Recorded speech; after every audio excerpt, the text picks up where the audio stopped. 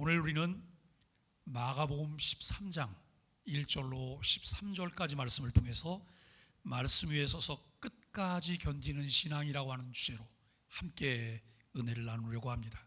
지난 시간 함께 묵상했던 마가복음 12장 마지막 장면은 매우 인상적인 장면이었습니다. 예수님께서 성전에서 사람들을 주의 깊게 바라보십니다. 헌금함에 헌금하는 자들을 주님께서 살펴보십니다.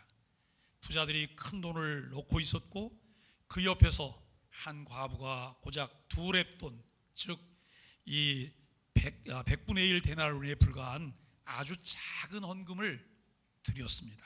아마 라면 하나 사서 먹기도 부족한 그런 돈이 아닐까라고 하는 생각이 드는데요, 이들의 헌신과 행위에서 드러나는 중심, 또 드러나는 믿음을 예수님은 살펴보셨습니다.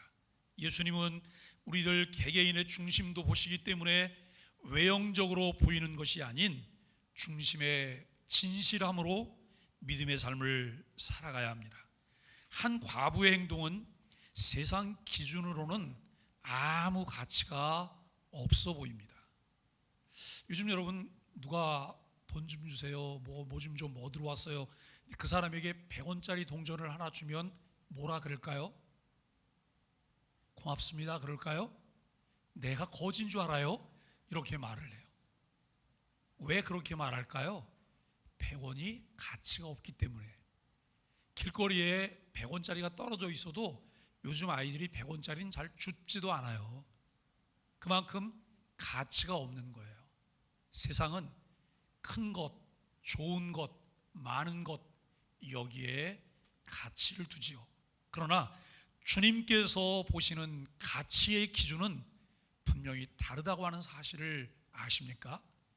주님은 다르신데 주님을 믿는, 주님을 따르는 나는 어떨까요? 주님과 똑같을까요?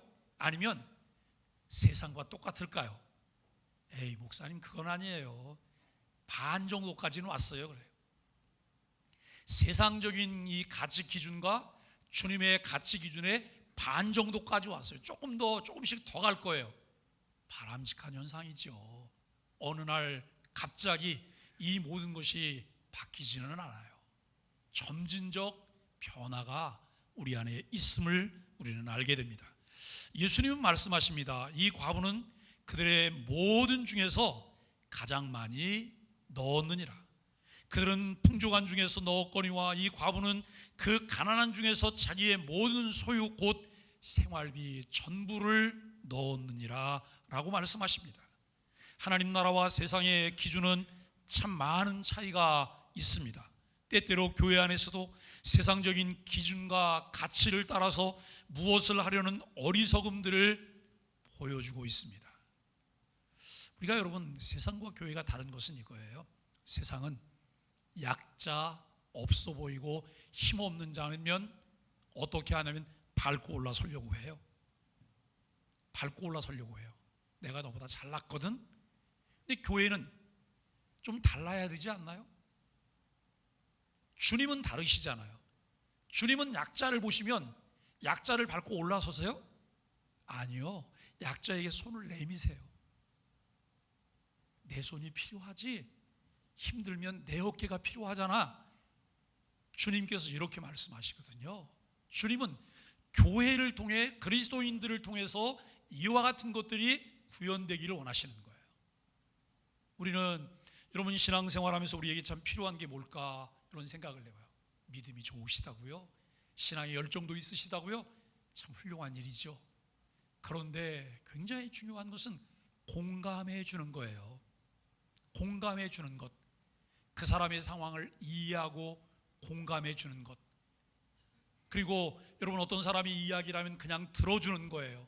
내가 판단하는 것이 아니라 들어주는 거예요. 왜냐하면 우리 모두가 다 부족한 자들이기 때문에 그렇다는 것이죠. 가난한 과부였지만 그녀는 보이지 않는 하나님을 향한 신뢰의 표현으로 살아있는 믿음을 하나님께 드렸습니다.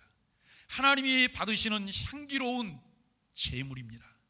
그 믿음은 외형적, 이외적인 형식이나 계산된 헌신이 아니라 중심에서 드러난 신앙이었음을 알게 됩니다. 그리고 오늘 본문 마가복음 13장은 그 흐름을 이어가고 있습니다. 성전을 떠나시는 예수님을 따라가던 제자 중 한 사람이 말합니다.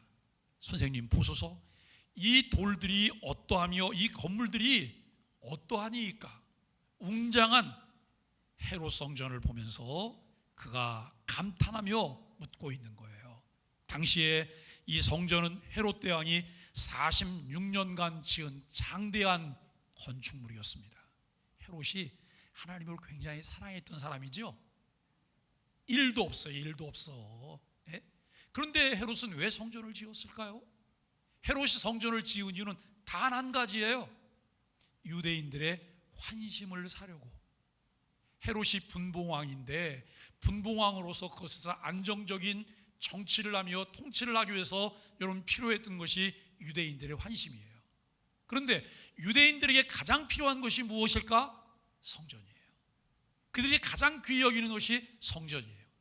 이것을 알기 때문에 46년에 걸쳐서 건축물을 지었으니 건축물이 얼마나 웅장하겠습니까? 역사가 요세푸스는 그의 역사서 유대 전쟁사에서 성전이 백색 대리석과 금으로 빛나며 멀리서 보면 눈부셔서 눈을 뜰 수 없을 정도였다라고 기록하고 있어요. 하얀 대리석으로 지었어요. 그리고 금으로 다 씌웠어요. 멀리서 보면 눈이 부셔서 눈을 뜰 수 없을 정도로 그 굉장한 위용을 자랑하는 성전이었음을 알게 되죠. 사람들은 성전을 신앙의 자랑으로 여겼고 하나님이 그 안에서 반드시 계신다고 믿었습니다. 제가 우리 교회 처음 부임해서 설문지 조사를 했어요. 내가 가지고 있는 우리 교회 자랑은 무엇이냐? 교회 건물이었어요. 그것 외에는 너무 자존감도 낮고 교회에 대한 자긍심도 없고 완전 바닥이죠. 근데 여러분, 그때나 지금이나 건물은 똑같이 있는 거예요. 이 건물이 성전인가요?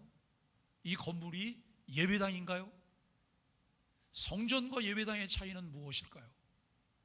구약에서는 성전이라고 말했어요. 그런데 예수님이 성전이에요? 또 누가 성전이에요? 우리의 몸이 성전이에요. 성령님이 거하시기 때문에 이것은 건물이에요. 하나님께 예배하고 교제하고 교육하고 그리고 지역사회와 함께 사용할 수 있는 건물인 거예요. 여러분, 웅장한 건물만 가지면 내 신앙도 덩달아서 굉장할 거라고 생각하시나요? 아니에요. 아무런 관계가 없다고 하는 거예요. 참 성전은 예수님이 성전이시고 성령께서 내주에 계신 우리 자신이 성전이신 것을 믿으십니까?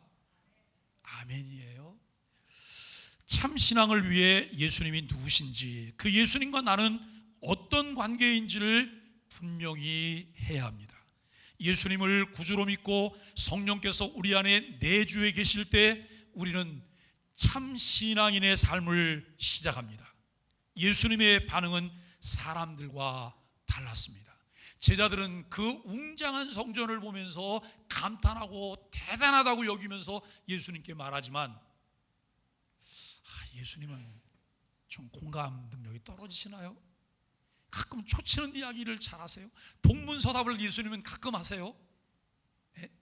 왜 그럴까요? 예수님께서 이렇게 말씀하셨어요. 돌 하나도 돌 위에 남지 않고 다 무너지리라. 그 굉장한 46년간 지었던 굉장한 성전이 돌 위에 돌 하나도 남지 않고 다 무너질 거라고 하는 그런 말씀을 예수님이 하십니다. 굉장한 위용을 자랑하는 예루살렘의 헤롯 성전이 무너지게 될 것이라는 말씀입니다. 예수님은 외형이 아니라 무엇을 보신다고요? 중심을 보셨습니다.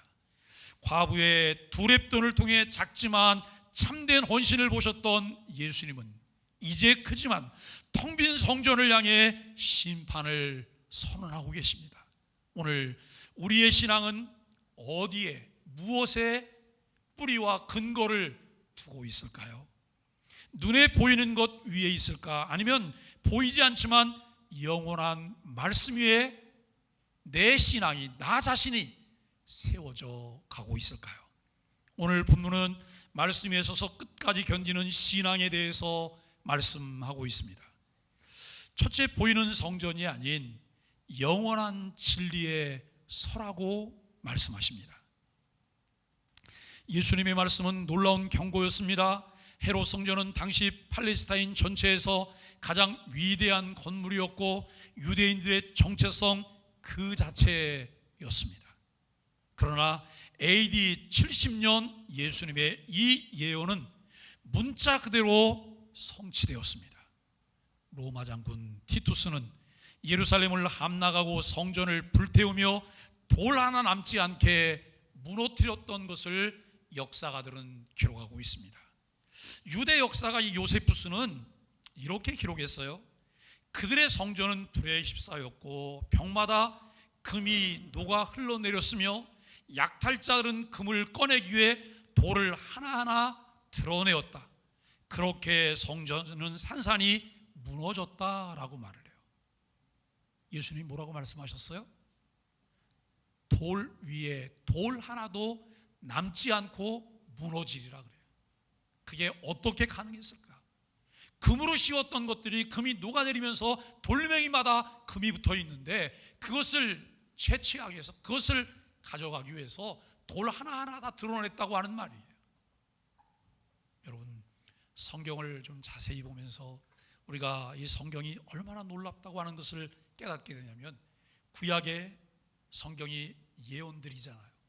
이 말씀들이 어떻게 신약에서 성취되고 오늘날도 그 일들이 이루어지는가 하는 것을 하나하나 목격할 때마다 우리는 경탄할 수밖에 없어요. 이것을 볼 때마다 정말 하나님 믿을만 하구나, 그 하나님 믿을만 하신 분이구나 라고 하는 것을 알게 돼요. 그런데 여러분, 이런 말을 한번 해볼까요? 집불도 모르면서, 집불도 없는 게, 집불 보셨어요? 집불 없잖아요. 근데 여러분, 집불도 없는 게 집불도 모르면서 잘난 척 다 한다 그래요. 우리가 얼마나 하나님을 아시나요? 하나님을 어떤 분으로 알고 계신가요? 하나님은 철저하게 자신을 알리시기 위해서 계시의 방법을 선택하셨는데 그 계시의 방법이 두 가지잖아요. 하나는 자연 계시예요. 또 하나는 특별 계시입니다. 자연 계시는 하나님이 주신 우주 삼라만상을 통해서 우리에게 그분이 계심을, 그분이 살아 역사하심을, 오늘도 주권자이심을 우리에게 보여주고 계세요. 특별 계시는 기록된 성경이 특별 계시예요. 이것을 통해 우리로 하여금 하나님을 알게 합니다. 예수님의 말씀은 단지 예언이 아니라 하나님의 영적 평가였습니다. 하나님의 말씀과 뜻을 떠난 모든 신앙 구조는 결국 무너질 수밖에 없다는 것이죠. 오늘 우리는 묻지 않을 수가 없습니다. 나는 지금 무엇 위에 믿음을 세우고 있는가? 나는 무엇 위에 믿음을 세우고 있는가? 예배 분위기, 사람들의 인정, 감정적 만족감, 아니면 하나님의 말씀과 진리 위에 뿌리를 내리고 있을까라고 하는 것입니다. 둘째, 미혹이 활개치는 시대, 분별하고 깨어있으라고 말합니다. 제자들은 감람산에 앉아 조용히 예수님께 묻습니다. 언제 이런 일이 있겠으며 이 모든 일이 이루어질 징조가 무엇입니까?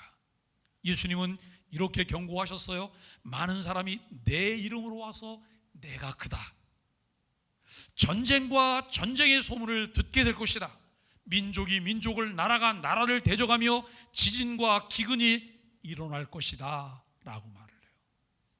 마태복음에서는 여기에 이렇게 이 말을 더 붙여요. 사랑이 식어지리라 그래요. 사랑이 식어지리라. 예수님께서 말씀하신 대로 많은 사람이어서 내 이름으로 와서 내가 그다 그래요. 내가 메시아다라고 말을 해요.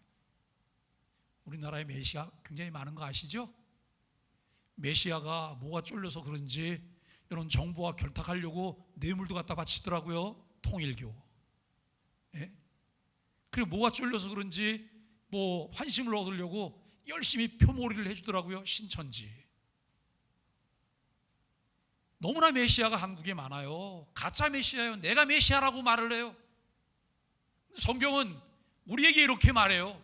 이게 진짜인지 가짜인지 어떻게 이것을 분별할 수 있을까? 어떻게 분별해요? 우리가 여러분 실력이 없어 분별 못해도 한 가지만 보시면 돼요. 열매를 보면 알게 돼요. 열매를 보면 이게 가짜구나 진짜구나 라고 하는 것을 알게 되는 거예요. 정신을 바짝 차리지 않으면 여러분 가짜에게 속아 넘어가요. 서울은 얼마나 복잡한지 서울 가면 넌 깜짝할 사이에 코드배 간다고 옛날에 그런 말도 있었잖아요. 우리가 정신을 바짝 차리고 신앙생활을 해야 됩니다. 예수님은 사람의 미혹을 받지 않도록 주의하라고 말씀하십니다. 종말의 본질은 혼란과 미혹이에요. 사탄의 주특기가 무엇일까요? 사탄의 주특기는 거짓의 압이기 때문에 가짜 뉴스를 퍼뜨리고 거짓을 말해서 사람들을 혼란스럽게 하고 그리고 미혹해요. 잘 분별하셔야 돼요. 무엇을 통해 분별해요? 말씀이요. 하나님의 말씀을 통해 분별해야 돼요. 예? 하나님의 말씀을 통해 분별해야 되는 거예요. 거짓 메시아, 여러분 왜곡된 진리, 자기 중심적 신앙, 두려움에 기반한 가르침이 난무하는 시대라는 거예요. 복음의 본질이 무엇인지, 교회가 말하는 본질이 무엇인지는 관심 없고 나타나는 현상에만 집착하게 하는 많은 사람들을 보게 되죠. 사람들은 거기에 또 열광해요. 눈에 보이니까. 근데 여러분, 눈에 보이는 어떤 것에 열광하고 거기에 심취되고 그것을 쫓아가다 돌아서면 꽝이에요. 아무것도 없어요. 허무해요. 좀 어려운 것 같지만 본질을 이해하셔야 돼요. 본질을. 우리 요즘 아침에 소망의 아침 묵상 신명기를 쭉 하다 보니까 신명기가 복과 저주를 너무 선명하게 잘 이야기하고 있잖아요. 너 복 받고 싶으냐? 그럼 이렇게 해. 너 저주 받기 싫지? 그럼 이렇게 피해가. 그 길을 다 가르쳐 주시는 거예요. 그런데 전혀 관심도 없어요. 듣지도 않아요. 그리고 매일 뭐라고 하냐? 하나님 복 좀 주세요. 복 좀 주세요. 하나님 복 어디 있어요? 이러고 찾고 다녀요. 이게 우리 어리석은 인생들이잖아요. 성경을 통해 하나님이 우리에게 무엇을 말씀하시는지를 배우셔야 돼요. 자, 여러분, 우리 교회 한 5년 이상 다니신 분들은 우리 소망의 교회 비전과 목회 철학에 대해서 줄줄줄 얘기를 하실 수 있으실까요? 여러분, 그리고 그것을 이야기할 뿐만 아니라 거기에 함께 가치를 두고 우리가 여러분 그 일을 위해서 나를 헌신하는 그런 마음을 가지고 계실까요? 이게 그렇지 않다면 허송세월 하고 계신 거예요. 그냥 제자리에서 이러고 있어요. 한 걸음도 나가지 못하고 제자리 걸음을 하고 있는 거예요. 성경이 말하는 참된 가치가 무엇인지를 깨닫고 그 본질과 더불어서 가치를 따라 내 남은 생애를 후회함 없이 주님께 드릴 수 있는 은혜가 있게 되기를 바랍니다. 그 가치 있는 인생이 우리에게 필요해요. 여러분, 정말 효능감 있게 우리가 가치 있는 헌신을 할 수 있어야 되지 않을까요? 주님은 징조 자체보다 그 징조를 바라보는 우리의 자세를 강조하고 계십니다. 미혹의 시대를 살아가는 성도는 말씀으로 분별해야 하며 눈에 보이는 것이 아니라 성경 진리 위에 신앙을 세워야 한다라고 하는 것입니다. 진리 없는 열심은 맹목적이에요. 믿음 없는 충성은 미혹하게 하는 거예요. 셋째, 핍박 중에도 복음을 전하고 끝까지 견디라고 말씀하십니다. 예수님은 제자들에게 더 심각한 현실을 말씀하십니다. 너희가 공회에 넘겨질 것이다. 총독과 임금 앞에 서게 될 것이다 라고 이야기합니다. 가족 간의 배신이 일어날 것이다 라고 말하고 너희는 모든 사람에게 미움을 받을 것이다 라고 말을 해요. 자, 여기 공회에 넘겨질 것이다. 우리가 범죄를 했어요. 그래서 공회에 넘겨줬어요. 이런 걸 말하는 걸까요? 내가 죄를 졌어요. 어디 절도를 했어요? 사기를 쳤어요? 그래서 공회에 넘겨줬어요. 그걸 말하는 걸까요? 아니에요. 이 총독과 임금 앞에 설 것이다 라고 하는 것도 똑같은 거지요. 가족 간의 배신이 일어날 거래요. 재산 싸우다가, 재산 더 가지려고 싸우다가 이런 배신이 일어나는 거, 그걸 말하는 걸까요? 아니에요. 모든 사람에게 미움 받게 될 것이다, 이런 말을 퉁명스럽게 하고 톡톡 쏘면서 미운 털이 박히는 말을 했기 때문에 미움 받는 걸 말하는 걸까요? 아니에요. 세상과는 다른 가치를 따라서, 복음의 가치를 따라 살려고 하면서 사람들과의 이해 충돌이 생기는 거예요. 몰이해가 있는 거예요. 여기에서 우리 그리스도인들은 저 사람들을 내가 이겨먹어야지, 저 사람들을 이겨먹어야지, 제압해야지, 그 마음 자세가 아니에요. 더 낮은 자세로 그들을 위해서 기도하고 섬기는 일들이 필요해요. 아니, 목사님, 나를 그렇게 미워하는데 어떻게 섬겨요? 그게 성경의 가르침이에요. 세상은 절대 그렇게 하라고 가르치지 않아요. 와서 한 대 때리면 가서 쫓아가서 2대 때리라고 얘기해요. 그래야 이기는 거라고. 그러나 성경은 우리에게 그렇게 말하고 있지 않잖아요. 내 뼛속까지 바뀌지 않으면 그리스도인답게 사는 것이 쉽지 않음을 알게 됩니다. 하지만 이 환난 가운데 예수님은 2가지 위대한 약속을 주고 계십니다. 첫째, 복음은 모든 민족에게 전파될 것이다. 통제하고 규제하고 여러분 이 짓누르고 있는데 도대체 복음이 어떻게 전파가 된다는 거예요? 주님께서는 그래도 모든 민족에게 복음이 전파될 것이라 그래요. 세상이 아무리 약해도 복음을 막을 수는 없습니다. 여러분, 주후 1세기 여러분 로마 전역으로 제자들이 흩어졌어요. 고난과 박해 속에도 복음은 증거되고 있습니다. 오늘 우리가 이 말씀을 읽고 있고 예배하고 있고 주님을 믿고 있다고 하는 이 사실 자체가 이 약속의 성취라는 사실을 믿으십니까? 그게 아니면 우리가 이 복음을 믿을 수가 없는 거예요.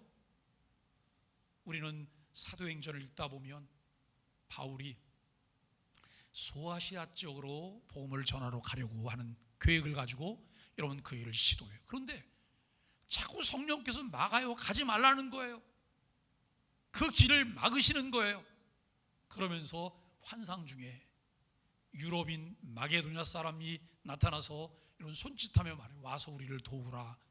이때 하나님께서 그냥 소아시아를 열었다면 아시아가 훨씬 더 빨리 복음을 받아들였을 거예요. 그런데 여길 막고 유럽으로 갔기 때문에 유럽을 통해서, 미국을 통해서 한국에 복음이 들어오지 않았어요? 근데 여러분, 만일에 아시아로 그냥 진출했다고 생각해 보세요. 그러면 아시아에서 복음은 더 많은 환난을 겪었을 거예요. 왜요?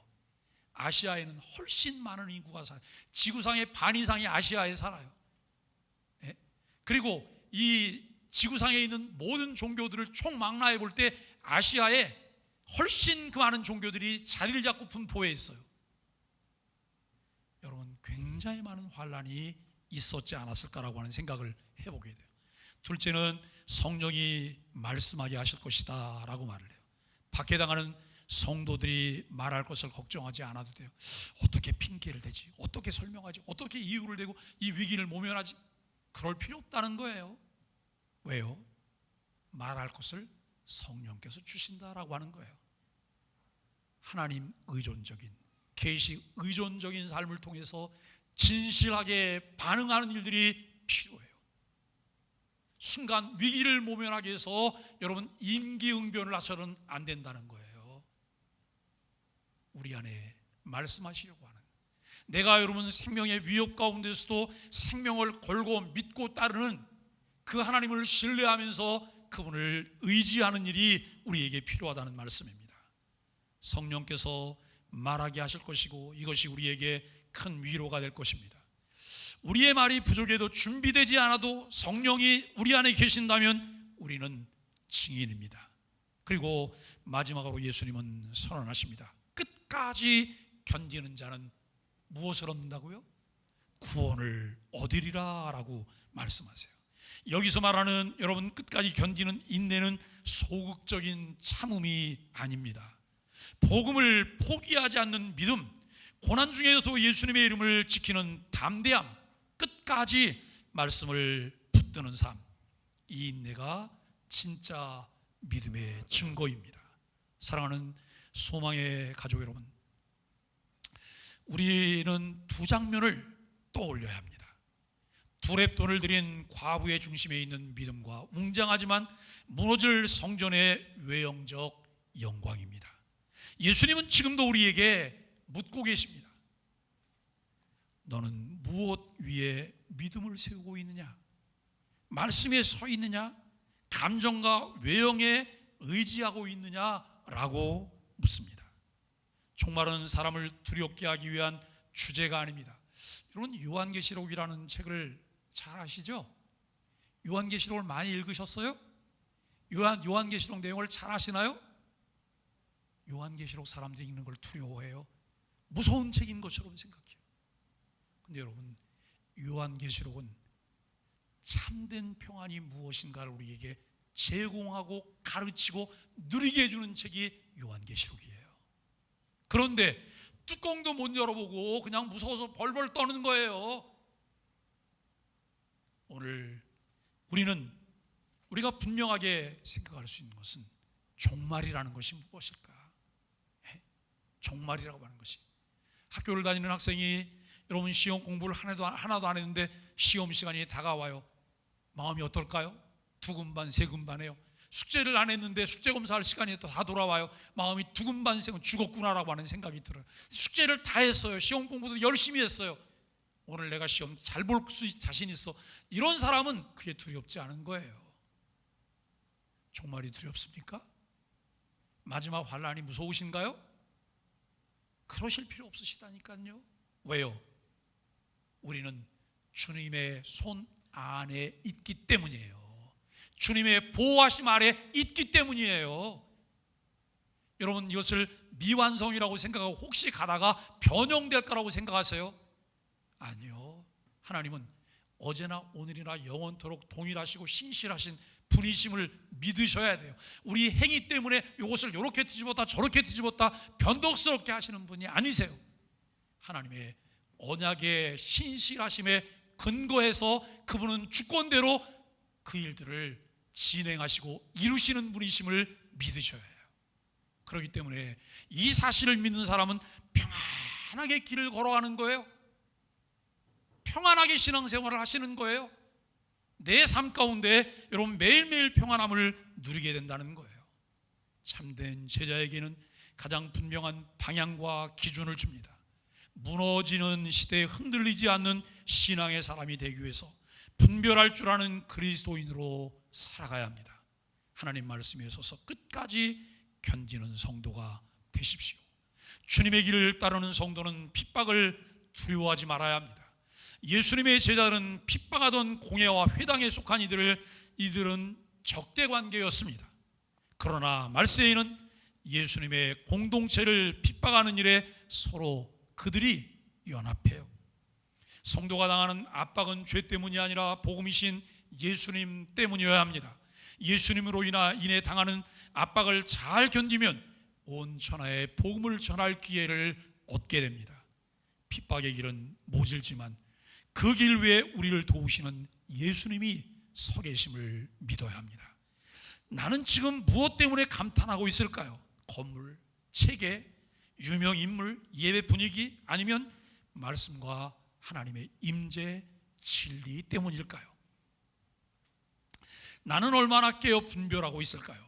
거짓 속지 않으려면 진리의 뿌리를 내리셔야 합니다. 나는 어떤 자리에서 인내하고 있을까요? 가정, 직장, 교회, 공동체 안에서 복음을 드러내기 위해 어떻게 견디고 있을까요? 나는 얼마나 깨어서 분별하고 있을까요? 거짓에 속지 않으려면 진리의 뿌리를 내려야 합니다. 나는 어떤 자리에서 인내하고 있을까를 생각해보고 여러분, 우리가 정말 끝까지 견뎌낼 수 있는 사람이 되어야 돼요. 근데 끝까지 견딘다면, 생명을 다하기까지 견뎌낸다면, 순교적 자세를 가질 수 있다면 왜 여러분 그 일이 가능해야 할까요? 가치 때문에 그래요. 가치를 알기 때문에, 복음의 가치를 알기 때문에. 복음의 가치는 기독교 신앙 중심에 있는 주제로 단순한 종교적 메시지가 아닙니다. 인간의 존재와 삶, 구원, 공동체, 미래에 대한 모든 해답을 담고 있는 생명의 소식인 것을 알게 됩니다. 여러분, 복음의 핵심 가치, 이 핵심 내용들을 살펴보면 첫째는 생명을 주는 가치예요. 복음은 죄와 허물로 영원히 죽었던 죄인에게 영원한 생명을 주는 하나님의 능력이에요. 죽을 수밖에 없는 게 아니에요. 이미 죄와 허물로 죽었던 자예요. 전혀 소망이 없던 우리에게 하나님께서는 참 소망이 되셨고 우리를 살려주셨어요. 복음은 모든 믿는 자의 구원을 주시는 하나님의 능력이 된다고 말씀하죠. 예수 그리스도의 십자가와 부활은 생명의 문을 여는 유일한 길이에요. 복음은 이를 믿는 자들에게 새 생명을 약속하고 있습니다. 두 번째는 정체성을 회복하는 가치입니다. 복음은 죄와 수치로 왜곡된 인간의 정체성을 회복시킵니다. 하나님의 형상대로 지음받은 존재로서의 존엄을 다시 누리게 하며 하나님의 자녀로 입양되는 은혜를 줍니다. 삶이 어렵습니까? 곤고한 일이 있으세요? 그래서 늘 약호가 죽어가고 다니세요? 자존감이 떨어질 대로 떨어졌나요? 자존감 회복은 환경의 변화가 아니에요. 하나님과 나와의 관계 속에서 내 정체성에 대한 바른 이해예요. 내가 하나님의 형상대로 지음받은, 하나님께서 존귀히 여기신, 천하보다도 귀하게 여기시는 생명이라는 사실을 우리가 믿으셔야 돼요. 여기에서 자긍심을 갖는 것이 우리에게 필요해요. 너희는 본래 멀리 있던 자들이었으나 이제는 그리스도 예수 안에서 가까워졌느니라고 말씀합니다. 세 번째는 의롭다 하심의 가치입니다. 복음은 율법으로는 이룰 수 없는 완전한 의로움을 예수 그리스도의 공로로 우리에게 전가합니다. 우리의 노력이나 공로가 아니죠. 오직 은혜로 말미암는 칭의입니다. 사람이 의롭게 되는 것은 율법의 행위에 있지 않고 오직 예수 그리스도를 믿음으로 되는 줄 알므로라고 말합니다. 네 번째는 삶을 변화시키는 가치입니다. 복음은 단순한 이론이 아니라 삶 전체를 새롭게 하는 능력입니다. 두려움이 사랑으로, 탐심이 나눔으로, 자아중심이 하나님 중심으로 변합니다. 성령의 능력으로 성화의 길을 걷게 하며 거룩한 삶의 열매를 맺게 합니다. 다섯째는 공동체를 세우는 가치입니다. 복음은 모든 장벽을 허물고 하나 되는 공동체를 만듭니다. 인종, 계층, 과거를 넘어 하나님의 가족, 교회를 묶어주는 통일의 메시지인 것이죠. 서로 용서하고 사랑하게 하며 복음으로 하나 된 교회가 세상의 빛과 소금이 되게 합니다. 사랑하는 성도의 소망해 가지고 여러분 했으면 금세 끝나는 줄 알았는데 무슨 5번째까지 나가고 언제까지 갈 건가 이거? 언제까지 갈 것 같아요? 여기서 그냥 끝나나요? 6번째가 또 있어요. 소망을 주는 가치예요. 소망을 주는 가치. 복음은 현재의 고난을 넘어 영원한 소망을 바라보게 해요. 이 세상에서 삶이 전부가 아니라는 것을 깨닫게 하며 부활과 영광의 미래를 약속하고 있어요. 빌립보서 3장 20절에 보면 하늘에 우리의 시민권은 하늘에 있는지라 라고 말을 해요. 우리가 이중 국적자인 거 아시죠? 이중 국적자. 나는 대한민국 국민이며 나는 천국 시민입니다. 그래서 천국 여권도 가지고 계세요? 여권 가지고 있냐고 그러면 없는데, 여러분 여권은 주님이시잖아요. 예? 복음의 가치는 한마디로 복음은 죄인을 구원하고 삶을 변화시키며 하나님과의 관계를 회복시켜 영원한 생명으로 인도하는 가장 크고 복된 소식입니다. 왜 말씀에서 끝까지 견뎌야 할까요? 복음의 가치를 깨달았기 때문입니다. 내 힘으로는 할 수 없습니다. 우리를 능하게 하시는 하나님께서 함께 해주십니다. 세상 끝날까지 함께 해주시리라고 하는 약속하신 임마누엘 하나님을 찬양하는 소망의 가족들이 되시기를 예수 그리스도의 이름으로 간절히 축복합니다.